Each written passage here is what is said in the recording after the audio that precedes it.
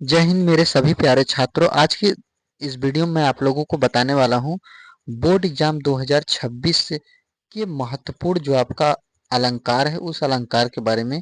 Board exam 2025 Hindi सभी board के लिए क्लास 10 एंड 12, यदि आप कक्षा 10 और कक्षा 12 में हैं और बोर्ड एग्जाम आपको 2026 देना है, हिंदी महत्वपूर्ण प्रश्न, हिंदी का एक महत्वपूर्ण प्रश्न या आप टॉपिक के रूप में इसको ले सकते हैं।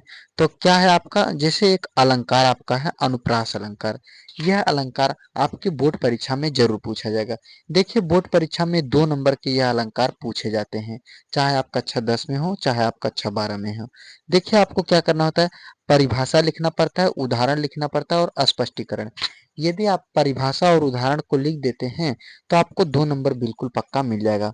और यदि आपको केवल उदाहरण ही याद है तब भी आपको 2 नंबर मिल जाएगा। लेकिन यदि स्पष्टीकरण याद है तो आप स्पष्टीकरण लिखने का प्रयास जरूर कीजिएगा और आप लिख कर भी आइएगा। तो दोस्तों, चलिए आज की इस वीडियो को शुरू करते हैं। तो सबसे पहले आपको क्या करना है, आपको यहाँ पर ध्यान देना, सभी बोर्ड के लिए, आप यूपी बोर्ड से लेकर किसी भी बोर्ड के हैं, 2026 बोर्ड परीक्षा की आप तैयारी कर रहे हैं, आप छात्र हैं, तो आपको ध्यान से पढ़ना है। यदि कोई भी डाउट हो वीडियो देखने के बाद, पढ़ने के बाद, तो आप कमेंट कीजिएगा। मैं आपके सभी डाउट को क्लियर करूंगा और इम्पोर्टेंट जो रस थे वो भी अपलोड वीडियो कर दिए गए हैं, आगे भी सभी वीडियो आता रहेगा। तो देखिए, आपको हेडिंग डालना है अनुप्रास अलंकार और ऐसे 2 हाईलाइट कर देना है ताकि यह देखने में अच्छा लगे। अनुप्रास अलंकार वह अलंकार जिसमें समान वर्णों की आवृत्ति बार बार होती है तो उसे हम अनुप्रास अलंकार कहते हैं।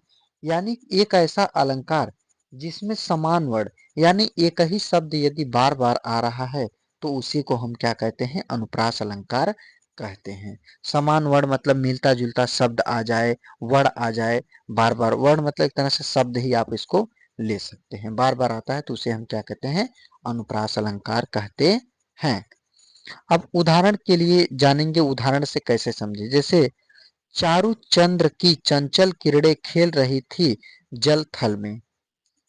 अब जैसे देखिए, जो भी वाक्य यहाँ पर उदाहरण दिए गए हैं, इन सभी वाक्य में सबसे ज्यादा यदि किसी शब्द का प्रयोग हुआ है तो किसका होता है। जैसे च शब्द 1 बार आया है, च शब्द 2 बार आया है, च शब्द 3 बार आया है, लेकिन कोई ऐसा शब्द है जो 3 बार आया नहीं है।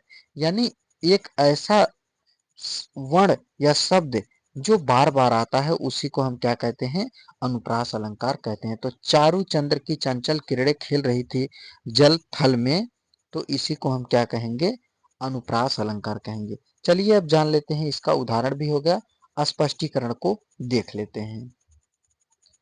देखिए दोस्तों, ये रहा स्पष्टीकरण, आपका स्पष्टीकरण। इन पंक्तियों में च वर्ण की आवृत्ति बार बार हुई है अतः यह अनुप्रास अलंकार है। बस इसमें च वर्ण की आवृत्ति बार बार हुई है अतः यह अनुप्रास अलंकार है।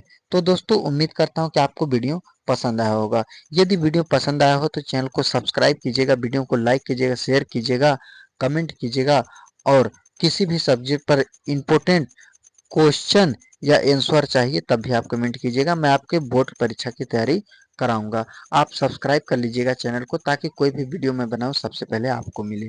तो चलिए दोस्तों, मिलते हैं कल की वीडियो में। आज के लिए बस इतना ही। जय हिंद, जय भारत।